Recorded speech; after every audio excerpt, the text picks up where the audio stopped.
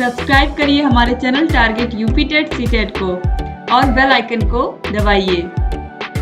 Hello दोस्तों, मैं आनंद स्वागत करता हूं आप सभी का आपके अपने चैनल और app target UP TET CTET में। दोस्तों, पिछले क्लास में मैंने आपके डीएलएड फर्स्ट सेमेस्टर के राजन सीरीज के जो नई राजन सीरीज है आपके 2024 संस्करण के उसके लघु उत्तरीय प्रश्नों को स्टार्ट किया था। इससे पहले मैंने राजन सीरीज के गणित विषय के आपके बहुविकल्पीय और अति लघु उत्तरीय प्रश्नों को करा दिया है। अब यहाँ पे हम स्टार्ट करने वाले हैं आपके लघु उत्तरीय प्रश्नों को, और जो कि हमने पिछले क्लास में स्टार्ट कर दिया था। अब इस क्लास में हम क्या करेंगे, इस क्लास में पिछले क्लास में 15 क्वेश्चन पढ़ा था हमने, इससे आगे के प्रश्न इस क्लास में हम पढ़ने वाले हैं।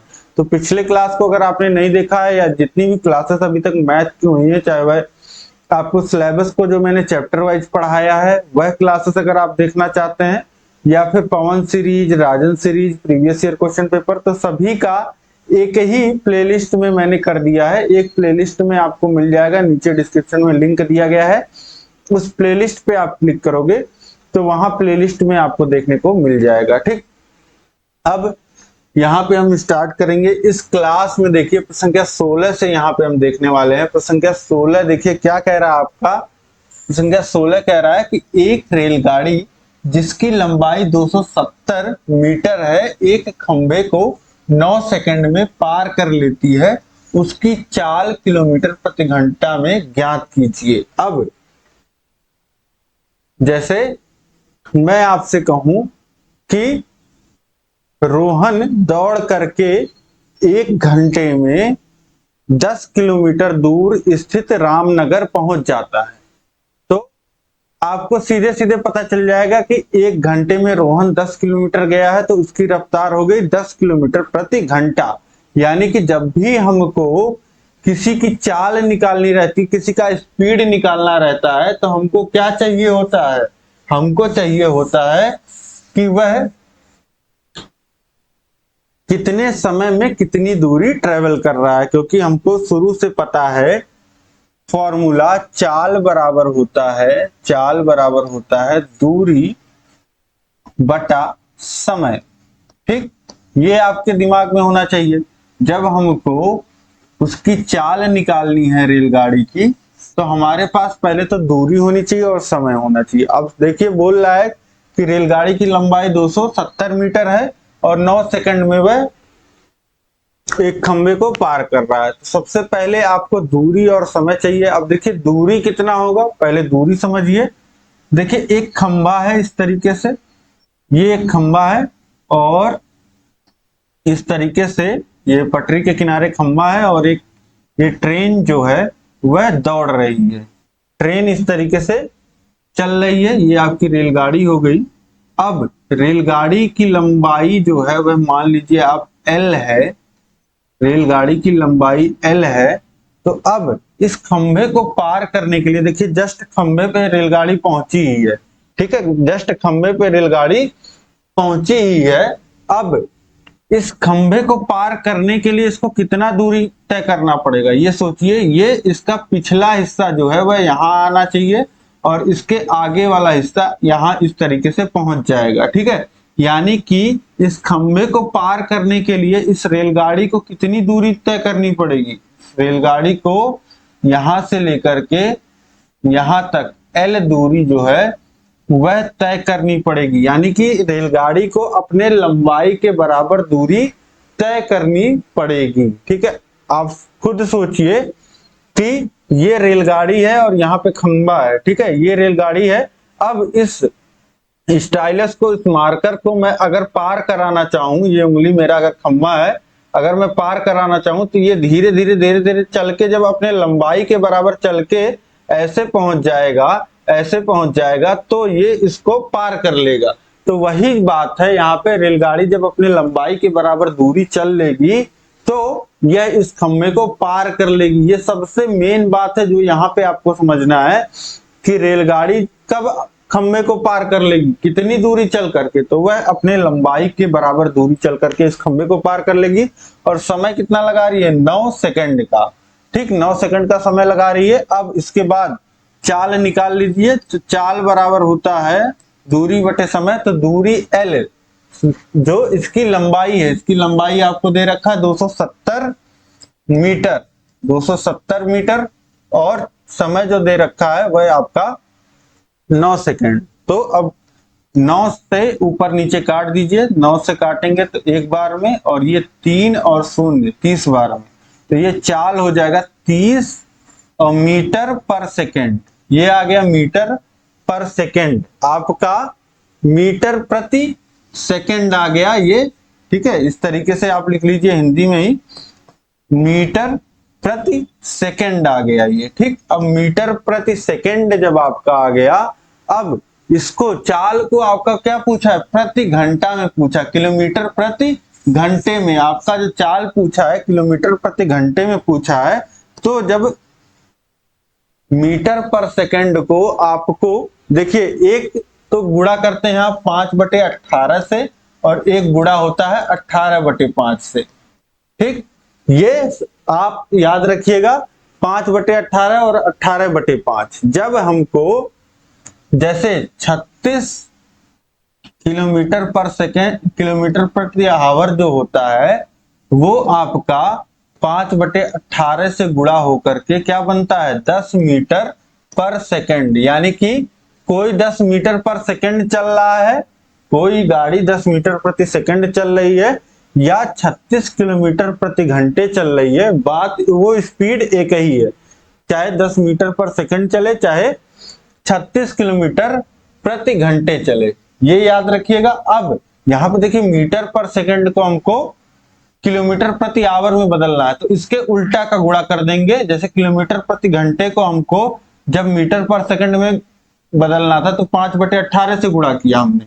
अब हमको 18/5 से इसमें अगर हम गुणा कर दें, 30 में 18/5 से गुणा कर देंगे, तो यह किलोमीटर प्रति घंटे में बदल जाएगा, किलोमीटर प्रति घंटा हो जाएगा ये। ठीक, अब इससे काट दीजिए, 5 छक 30। ठीक, और फिर गुणा कर लीजिए, तो ये कितना आ जाएगा, ये आ जाएगा आपका 108 किलोमीटर प्रति घंटा, ये रेलगाड़ी की रफ्तार हो जाएगी।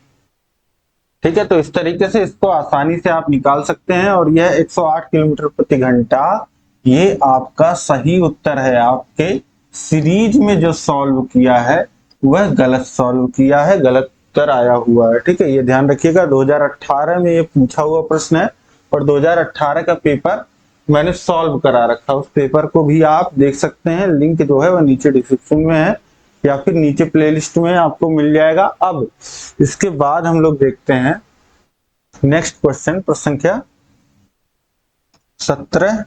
देखिए प्रश्न संख्या 17 क्या कह रहा है कि कपड़े के 3 थान की लंबाई क्रमशः 125 मीटर, 220 मीटर, 275 मीटर कपड़ा है। बड़ी से बड़ी नाप का फीता बताइए जो तीनों थानों के कपड़ों को पूरा पूरा नाप सके। ठीक, अब यहाँ पे आपसे कहना क्या चाह रहा है, एक चीज समझिए कि आपने कपड़े का थान कुछ लोगों ने देखा होगा, कुछ लोग को नहीं अंदाजा होगा, तो उसके लिए मैं बता देता हूं। जैसे आपका जो धागा आता है वो लिपटा आता है, वैसे कपड़ा जो होता है वो इस तरीके से रोल में आता है, तो उसी को थान बोलते हैं। और इस तरीके से ये मतलब कपड़ा लिपटा होता है, इस तरीके से ये लिपटा होता है कपड़ा। ठीक है, अब उसी को थान बोल दिया जाता है। अब इसके बाद 3 थान की यहाँ पे बात की जा रही है। ठीक है, 3 थान कपड़े हैं, एक थान में जो कपड़े की लंबाई है, इस तरीके से कपड़ा होगा, इसकी जो लंबाई है वह 125 मीटर है। इसी तरीके से दूसरा जो कपड़ा है उसकी जो लंबाई है वह 220 मीटर है, और एक थान जो है वह 275 मीटर का है। ठीक, तो इस तरीके से ये आप यहाँ पे समझ पा रहे हैं कि इस तरीके से ये 3 थान के कपड़े हैं, 125 मीटर, 220 मीटर, 275 मीटर। ठीक, इस तरीके से अब इनको नापने के लिए एक स्केल मान लेते हैं कि 1 मीटर का अगर हम स्केल ले लेते हैं, तो 1 मीटर से तो सभी नाप लेंगे, लेकिन यहाँ पे क्या पूछ रहा है कि वह बड़ी से बड़ी नाप का।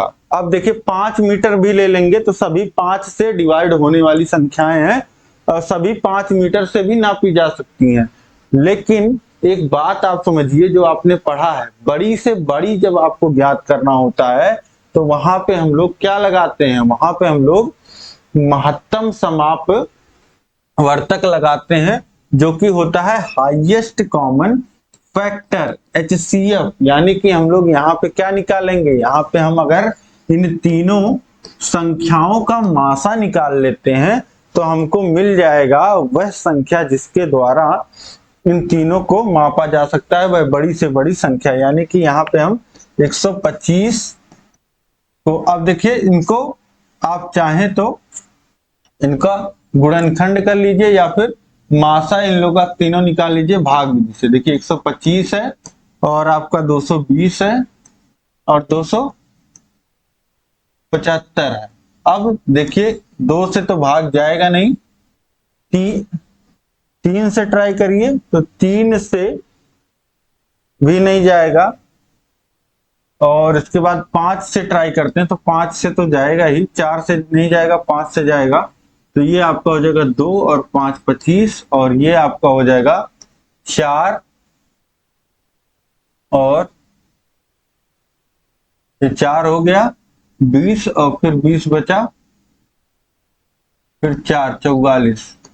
ठीक, अब इसके बाद ये आपका क्या हो गया, 5 हो गया और फिर 5 हो गया 55। अब इसके बाद देखिए किसी संख्या से कट रहा है तो 5 से तो नहीं कट रहा है, 6 से भी नहीं। जब सभी संख्याएं कटेंगी तो सभी संख्याएं जब कटेंगी तभी हम यहाँ पे काटेंगे आगे, ठीक है, तभी भाग जाएगा। यानी कि अब भाग नहीं जा रहा है, ठीक है। अब कोई संख्या आती तो इस तरीके से ये जो 5 लिखा है इसके गुणे के रूप में लिखते हैं, जैसे ठीक है मान लेते हैं 7 आ जाता है, लेकिन कोई संख्या नहीं आई तो केवल 5 लिखा जाएगा और यही 5 जो हो जाएगा यही मासा हो जाएगा। ठीक, तो इस तरीके से मासा जो आ जाएगा, मतलब कि बड़ा सा बड़ा जो फीता होगा वह 5 मीटर का होगा जो इन सभी को नाप सकेगा। अब 6 मीटर का लेंगे ना तो ये ना पाएगा, ना तो ये, ना तो ये, इस तरीके। अब 50 मीटर का ले लेंगे तो 125 नहीं ना पाएगा। अब देखिए 25 मीटर का ले लें तो 125 ना पा जाएगा, 220 छूट जाएगा, 275 ना पा जाएगा। तो 220 तो छूट रहा है, हमको तीनों को नापना है, ठीक है। बोला है कपड़े के तीनों थानों को। तो यहाँ पे ये प्रश्न आप समझ गए होंगे। यहाँ पे बड़ी से बड़ी संख्या आपको क्या मिलेगी, बड़ा से बड़ा फैक्टर क्या मिलेगा, आपको 5 मिलेगा। ठीक, तो ये इस तरीके से आपका प्रश्न संख्या 17 यहाँ पे आपने सॉल्व कर लिया। इसके बाद हम लोग नेक्स्ट क्वेश्चन देखते हैं। प्रश्न संख्या 18 है, वह बड़ी से बड़ी संख्या ज्ञात कीजिए, बताइए जिससे 49, 59, 109 को भाग देने पर शेषफल 1, 3 और 5 रहे। अब देखिए 49 में भाग दिया जा रहा है, 59 में भाग दिया जा रहा है और 109 में, और शेषफल क्या रह जा रहा है, इसमें 49 में 1 रह जा रहा है, यानी कि 49 में से 1 घटा लीजिए तो 48, मतलब 48 जो है वह पूरा पूरा विभाजित हो जाता है अगर 48 होती है संख्या। इसी तरीके से 59 में 3 शेष रह जा रहा है, तो 56 जो संख्या होती, अगर 56 होती तो वह पूरा पूरा विभाजित होती। इसी तरीके से 109 में 5 शेष बच रहा है, यानी कि 104 जो होता वह पूरा पूरा विभाजित होता है, यानी कि 48, 56 और 104 जो होता है यह पूरा पूरा विभाजित होता। अब हमें चाहिए कि वह बड़ी से बड़ी संख्या बताइए जिससे 49, 59 और 109 में भाग देने पर शेषफल क्रमशः इतने बचे। अब आप सोचिए कि अगर आपको निकालनी हो वह बड़ी से बड़ी संख्या जो 48, 56 और 104 को पूरा पूरा विभाजित करता हो, तो वो संख्या तो आप आसानी से निकाल लोगे। आप 48, 56 और 104 का मासा ले लेंगे, आपको पता चल जाएगा कि कौन सी बड़ी से बड़ी संख्या है जो 48 को पूरा विभाजित करती है, 56 को और 104 को। ठीक, अब वो संख्या आपको बड़ी से बड़ी मिल गई, तो आपको साथ के साथ वो संख्या भी मिल गई जो 48 को विभाजित करती है और साथ साथ उसमें एक शेष बच जाएगा अगर वो 49 होगी। इसी तरीके से 59 होगी तो 3 शेष बच जाएगा, 109 होगा तो 5 शेष बच जाएगा। ठीक, तो इस तरीके से यहाँ पे हम निकाल लेंगे 48, 56 और 104 का मासा निकालने में देखिए भाग दीजिए। 2 से भाग जा रहा है, 2 से भाग जाएगा, ये हो जाएगा 24 और ये हो जाएगा आपका 2 और 8 28 और ये हो जाएगा 5 और 2 52। फिर 2 से भाग करिए तो ये हो जाएगा 12, 14 और 26। फिर 2 से भाग अभी जा रहा है तो ये हो जाएगा 6, ये हो जाएगा 7, ये हो जाएगा 13। अब देखिए 2 से 6 में तो जा रहा है लेकिन 7 और 13 में नहीं जा रहा है। फिर 7 से 6 में नहीं जाएगा, 13 में नहीं जाएगा, अब कहीं नहीं जाएगा। ठीक है, तो इसलिए मासा जो लिखा जाएगा वह लिखा जाएगा 2 का 3 बार गुणा, यानी कि 2 गुणे 2 गुणे 2, 2 दूनी 4 दूनी 8। मासा कितना हो जाएगा 8, यानी कि 8 वह संख्या होगी जिससे अगर हम 49, 59 और 109 में भाग देते हैं तो शेषफल 1, 3 और 5 बचेगा और 8 वह बड़ी से बड़ी संख्या है। ठीक, तो इस तरीके से यह आप समझ गए यह प्रश्न। इसके आगे हम देखेंगे अगला प्रश्न हमारा क्या है। अगला प्रश्न हमसे क्या कह रहा है, संख्या 19 क्या कह रहा है, 5a square plus 4a minus 2a का मान ज्ञात कीजिए यदि a का मान ऋण 2 हो। आपको 5a square plus 4a minus 2 का मान निकालना है जब a की वैल्यू -2 है। a की वैल्यू जब -2 है तो रख दीजिए a की वैल्यू -2, जहां a आ रहा है वहां पे -2 रखिए। तो ये हो जाएगा 5 गुणे ऋण 2 का स्क्वायर धन 4 गुणे ऋण 2 और फिर -2, ये हो गया। अब 5 का गुणा होगा ऋण 2 का वर्ग कितना होगा, ऋण 2 गुणे ऋण 2, ऋण का गुणा ऋण में धन और 2 का गुणा 2 में 4, तो धन 4 आ जाएगा, यानी कि 5 गुणे 4 ही हो गया। अब 4 का गुणा ऋण 2 में होगा तो ये हो जाएगा ऋण 8 और ऋण 2। अब देखिए 5 चौक 20 और ये ऋण 8 ऋण 2 ऋण 10 हो जाएगा और 20 में से 10 घटेगा तो 10 बच जाएगा, यानी कि धन 10 जो हो जाएगा ये इसका मान आ जाएगा। 2019 में पूछा हुआ प्रश्न है तो बिल्कुल सिंपल था, बस आपको a की वैल्यू यहाँ पे पुट करने देना था। इसके बाद देखिए नेक्स्ट क्वेश्चन है हमारा प्रश्न क्या 20। एक छात्रावास में 50 छात्रों के लिए 40 दिनों का भोजन सामग्री है। यदि छात्रावास में 30 छात्र और आ जाएं तो भोजन सामग्री कितने दिनों में समाप्त हो जाएगी। अब देखिए ये छात्र और भोजन में ये हमेशा समानुपात में होता है। जैसे अगर कुछ छात्र के लिए कुछ सामग्री रखी हुई है तो छात्रों की संख्या अगर बढ़ जाती है तो सामग्री तो वही रहेगी, तो सामग्री जितने दिनों की थी वह सामग्री कम दिन तक चलेगी। खाने वाले बढ़ गए तो खाने की सामग्री जल्दी खत्म हो जाएगी। तो इसीलिए ये एक अनुपात हमेशा समानुपात बना रहता है। और कैसा, प्रतिलोम समानुपात होता है। तो एक तरफ आप लिखेंगे छात्र और एक तरफ आप लिखेंगे कितने दिन तक सामग्री चलेगी। तो पहले जो आपसे कह रहा है, पहले आपसे कह रहा है कि छात्रावास में 50 छात्रों के लिए 40 दिन की भोजन सामग्री है।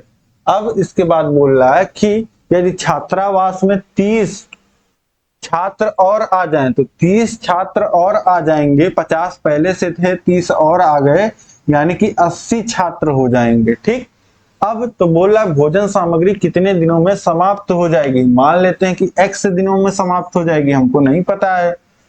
ठीक, अब यहाँ पे प्रतिलोम समानुपात है। ठीक है, प्रतिलोम समानुपात कैसे है, जब छात्रों की संख्या जो है वह बढ़ेगी तो दिनों की जो संख्या होगी, जो भोजन सामग्री होगी वह जल्दी खत्म हो जाएगी, यानी कि दिनों की संख्या घट जाएगी। छात्रों की संख्या बढ़ने के साथ दिनों की संख्या घट रही है, तो ये प्रतिलोम समानुपात हुआ। तो तीर का निशान एक इधर हमने लगाया तो दूसरा दूसरे साइड लगाएंगे।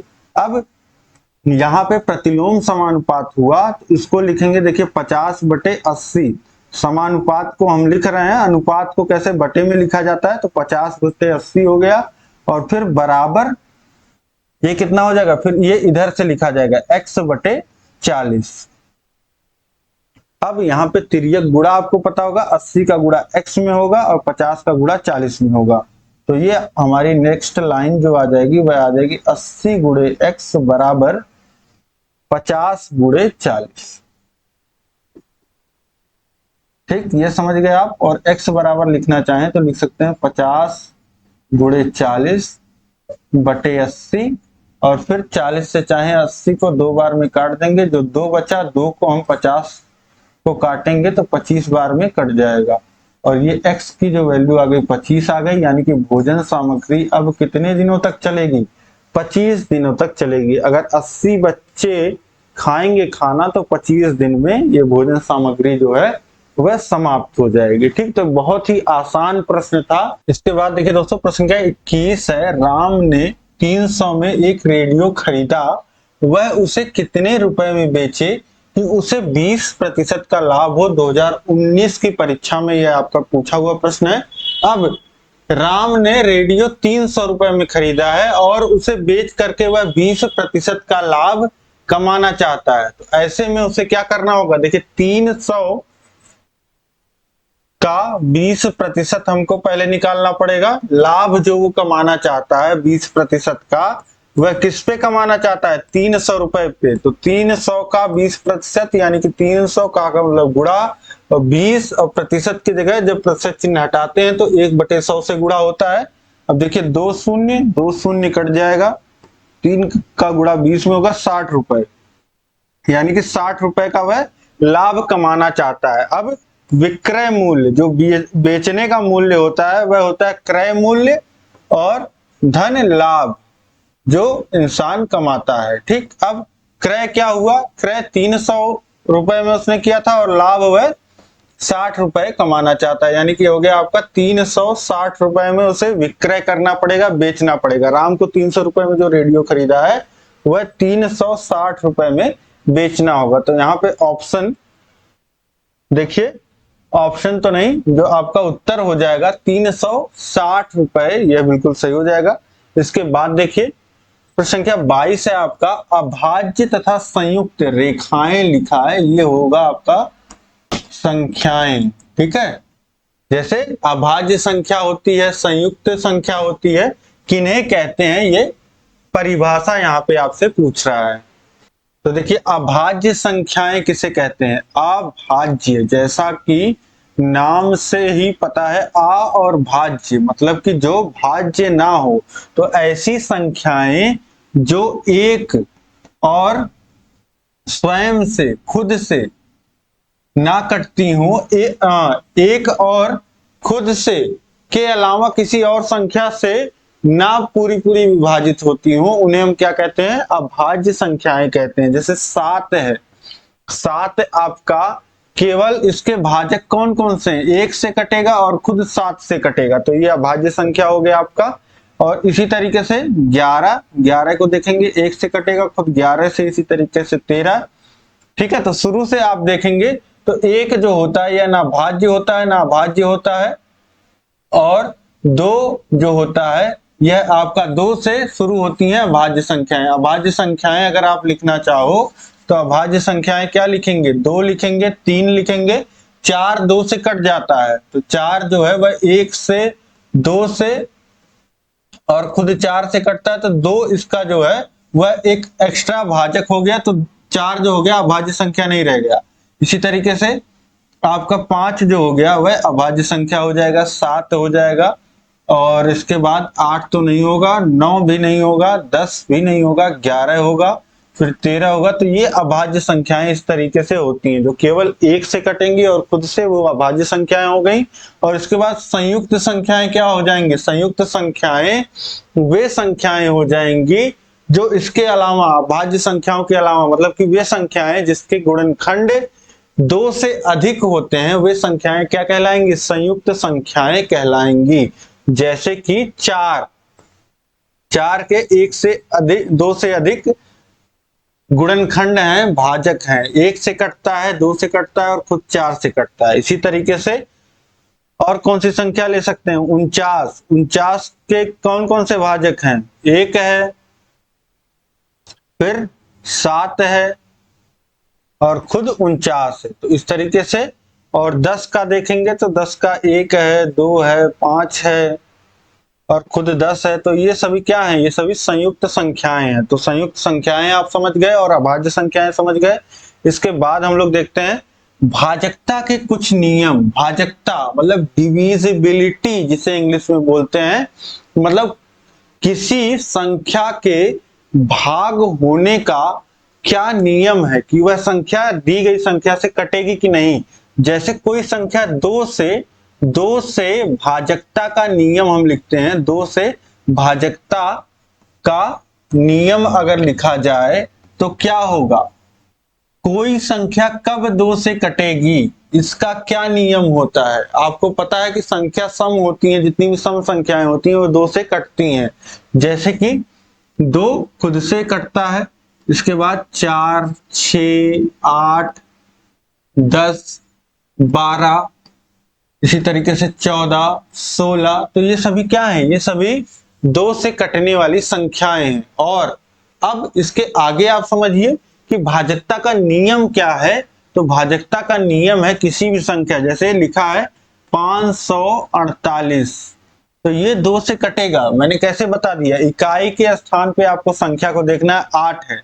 अगर इकाई के स्थान पे सम संख्या है, यानी कि 0, 2, 4, 6, 8 इनमें से कोई संख्या है तो ये दो से संख्या जो है वह कटेगी। ठीक है, अगर इकाई का स्थान बस आपको देखना है, इकाई के स्थान पे अगर 0, 2, 4, 8 ये संख्या है तो दो से कटेगा। इसी तरीके से अब 3 से भाजकता का नियम देखिए, 3 से भाजकता आप संख्या यही 548 संख्या अगर हम लोग ले लें कि ये 3 से कटेगा कि नहीं, तो 548 को आप जितनी संख्या है इसमें 5 है, जितने अंक हैं 5, 4 और 8 को जोड़ लीजिए, 5 धन 4 धन 8, 5, 4, 9 धन 8 कितना हो गया 17। 17 जो है वह 3 से नहीं कटता है। अब 17 को देखेंगे 3 से कटता है कि नहीं, तो पूरी तरीके से नहीं कटता है, तो 548 भी हो जो है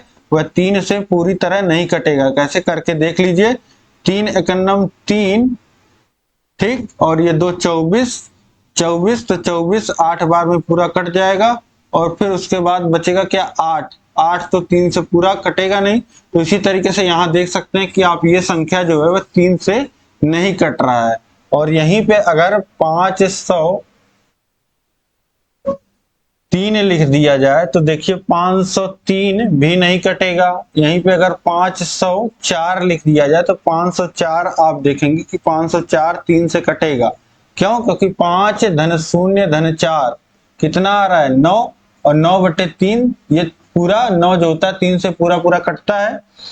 तो अब ये कितना हो जाएगा, देखिए 5 एकन्नम 3 एकन्नम 3 एक बार, फिर 2, ये 6 बार कटेगा, हासिल 2 लगेगा 8 बार, 168 बार में पूरा पूरा कट जाएगा। तो इस तरीके से ये हो गया आपका 3 से भाजकता के नियम की जो भी संख्या आपको दिया है, पूछ रहा है कि 3 से ये संख्या विभाजित होगी कि नहीं, उस संख्या के सभी अंकों को जोड़ लीजिए, 3 से भाग दीजिए।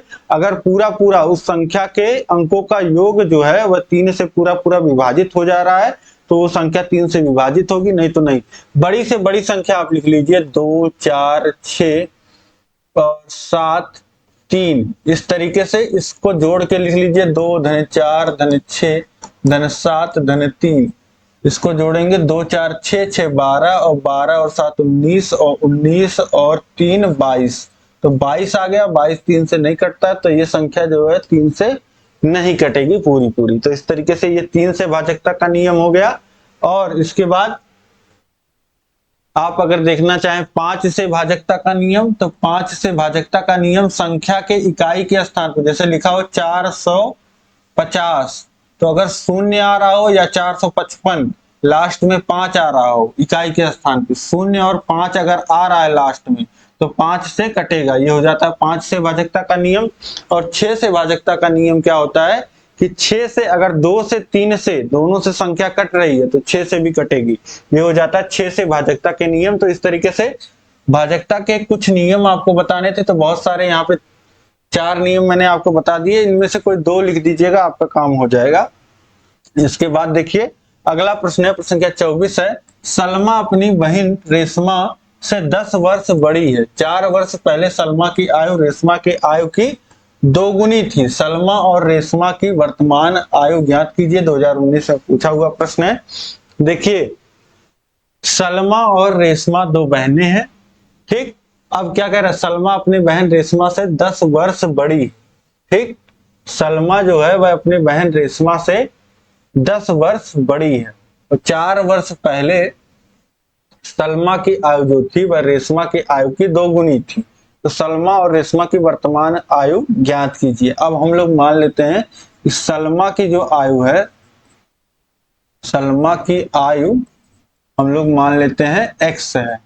ठीक, वर्तमान समय में। ठीक है, वर्तमान आयु हमको बतानी है तो वर्तमान समय में हमने माना। अब रेशमा की आयु क्या हो जाएगी, रेशमा की आयु क्या हो जाएगी, देखिए जैसे बताया हुआ है कि सलमा अपनी बहन रेशमा से 10 वर्ष बड़ी है, यानी कि रेशमा की आयु जो हो जाएगी वह x माइनस 10 हो जाएगी। मतलब कि सलमा की आयु में से 10 घटा दीजिए तो आपको रेशमा की आयु मिल जाएगी। अब क्या कह रहा है कि 4 वर्ष पहले सलमा की आयु रेशमा की आयु की 2 गुनी थी। तो उस समय का अगर लिखा जाए 4 वर्ष पहले, 4 वर्ष पहले, तो देखिए 4 वर्ष पहले जो सलमा की आयु थी वह कितनी हो जाएगी, सलमा की आयु ये हो जाएगी, इस समय x है तो 4 वर्ष पहले x माइनस 4 हो जाएगी, और रेशमा की कितनी हो जाएगी, रेशमा की हो जाएगी इस समय x माइनस 10 है तो इसमें से और 4 घटेगा तो x माइनस 14 हो जाएगा। ठीक, ये हो जाएगा 4 साल पहले रेशमा की आयु। अब संबंध आपको बताया है कि जो 4 वर्ष पहले सलमा की आयु थी वह रेशमा की आयु की 2 गुनी थी, यानी कि सलमा की आयु, सलमा की आयु बराबर 2 गुणे रेशमा की आयु, ये थी 4 वर्ष पहले की बात। तो यही हम लोग यहाँ पे नियम लगाएंगे। 4 वर्ष पहले सलमा की आयु कितनी थी, x माइनस 4, x माइनस 4 इधर लिखिए, और बराबर 2 गुणे रेशमा की आयु 4 वर्ष पहले कितनी थी, x माइनस 14। अब इसी को सॉल्व कर लीजिए, x माइनस 4 बराबर 2x माइनस 28। अब इस x को उधर भेजेंगे, 2x में से घट जाएगा, x बचेगा, 28 को उधर ले आएंगे, ऋण 4 धन 28 24 हो जाएगा, यानी कि x का मान 24 आ गया। x का मान यहाँ से आपको 24 जब मिल गया तो इसका मतलब क्या हो गया, x का मान यानी कि सलमा की वर्तमान आयु 24 हो गई और रेशमा की वर्तमान आयु 24 माइनस 10 14 हो गई। ठीक है, तो 24 और 14 ये आपको उत्तर मिल जाएगा। अब इसके बाद देखिए नेक्स्ट क्वेश्चन है संख्या 25। यहाँ पे क्या कह रहा है कि नीचे दिए गए चित्र को देखकर निम्नलिखित प्रश्नों का उत्तर दीजिए। पहला है 3 त्रिज्याओं के नाम लिखिए। तो यहाँ पे चित्र आप देख पा रहे हैं, यह चित्र है, एक वृत्त आपको दिया गया है। यहाँ पे ए, ये ओ जो है केंद्र है आपका। अब ए, ओ, सी, बी और ई ये सब बिंदु आप देख पा रहे हैं। 3 त्रिज्याओं के नाम लिखने हैं। त्रिज्या कहाँ पे, केंद्र से शुरू होती है और परिधि तक जाती है, यानी कि ओ बिंदु से शुरू होकर के सी बिंदु तक जाएगी, एक त्रिज्या ये आपकी हो गई। और ओ से शुरू होकर के केंद्र से यहां तक बी तक एक त्रिज्या हो गई, और ओ से ए तक ये एक त्रिज्या हो गई, यानी कि 3 त्रिज्याएं जो हो गई आपकी, ओ ए, ओ बी और ओ सी, ये 3 त्रिज्याएं हो गई। ठीक, अब इसके बाद देखिए नेक्स्ट क्या कह रहा है कि 3 जीवाओं के नाम लिखिए। 3 जीवा क्या होती है, परिधि पे स्थित किन्हीं 2 बिंदुओं को मिलाने वाली जो रेखा होती है वह जीवा कहलाती है। तो ए बी जो है यह आपकी जीवा हो जाएगी। अब ए और सी भी क्या है, ये आपके परिधि पे स्थित बिंदु हैं। तो ए और सी को मिलाने वाली जो रेखा है यह भी आपका क्या है, जीवा है। और बी और सी बिंदु को मिलाने वाली रेखा क्या है, ये भी जीवा है, यानी कि ए बी,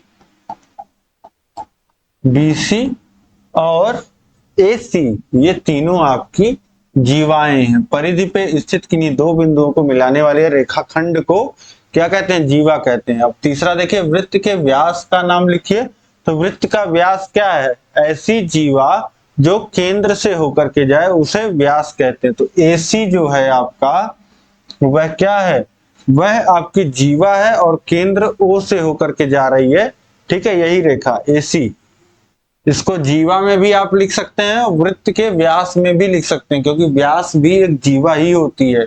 तो AC आपका ये व्यास हो गया। वृत्त का केंद्र बताइए, तो वृत्त का केंद्र O बिंदु है। ठीक है, वृत्त का केंद्र O बिंदु है। तो इस तरीके से ये पूरा आप समझ गए। 2019 में आपसे प्रश्न पूछा था। इसके बाद हम लोग देखेंगे यहाँ पे नेक्स्ट क्वेश्चन क्या है, अगला प्रश्न क्या कह रहा है आपसे। अब देखिए स्लाइड खत्म हो गया, तो इसको हम लोग इस क्लास को यहीं तक रखते हैं, प्रश्न संख्या 25 तक। 10 प्रश्न हमने देखे 16 से लेकर के 25 तक। उम्मीद है सभी प्रश्न आपको समझ में आए होंगे। क्लास बहुत लंबी हो जा रही है, तो बहुत लंबा करने का भी कोई मतलब नहीं है। आप लोग जितना इंटरेस्ट से पढ़ पाओ उतना मैं एक बार में यहाँ पे पढ़ा रहा हूँ। अब देखिए यह क्लास आपको बहुत ही अच्छे ढंग से समझ में आई होगी, उम्मीद कर रहा हूँ, और बहुत अच्छी लगी होगी। तो इस क्लास को लाइक कर दीजिए, अपने दोस्तों में कम से कम 5 मित्रों में आपको शेयर करना है, ताकि इसी तरीके से सभी लोग अच्छे से पढ़ पाए इस क्लास को, और जो भी गलतियां हैं राजन सीरीज में उसको दरकिनार करते हुए कम समय में बिना किसी कंफ्यूजन के वो पढ़ पाए। अगर आपके एक शेयर करने से कोई पढ़ ले रहा है तो इससे अच्छी बात कोई हो ही नहीं सकती है, क्योंकि हमारा जीवन इसी में देखिए जाने वाला है कि हम बच्चों को शिक्षा हमको देना है, दूसरे के जीवन में हमको शिक्षा भरना ही भरना है, सींचना है दूसरे के जीवन को शिक्षा से। तो यही काम आप टेक्नोलॉजी की मदद से कर पा देंगे। शेयर करना है आपको, यूट्यूब यह काम नहीं करता है, जो एजुकेशनल वीडियोस होती हैं उसको प्रमोट नहीं करता है। तो आपको करना है, आपको शेयर करना है। शेयर करिए। क्लास कैसी लगी कमेंट करके बताइए, और अपने दोस्तों में अधिक से अधिक शेयर करने के साथ साथ चैनल को सब्सक्राइब नहीं किया तो सब्सक्राइब कर लीजिए। और नीचे डिस्क्रिप्शन में लिंक दिया गया है, सभी विषय आपको पढ़ाए जा रहे हैं, सभी विषयों का लिंक नीचे है डिस्क्रिप्शन में, उसको पढ़िए और अच्छे से अपने तैयारी को करिए। ठीक है, कहीं भी कोई भी दिक्कत आए कमेंट करके बताइए। क्लास कैसी लगी कमेंट करके बताइए। कोई समस्या हो तो कमेंट करके बताइए, कोई सुझाव हो तो कमेंट करके बताइए। जो भी आपके मन में है वह भाव जरूर प्रकट करें। अब हम लोग मिलेंगे नेक्स्ट क्लास में, आगे के प्रश्नों को देखेंगे। ठीक है, तो मिलते हैं नेक्स्ट क्लास में। जय हिंद, जय भारत।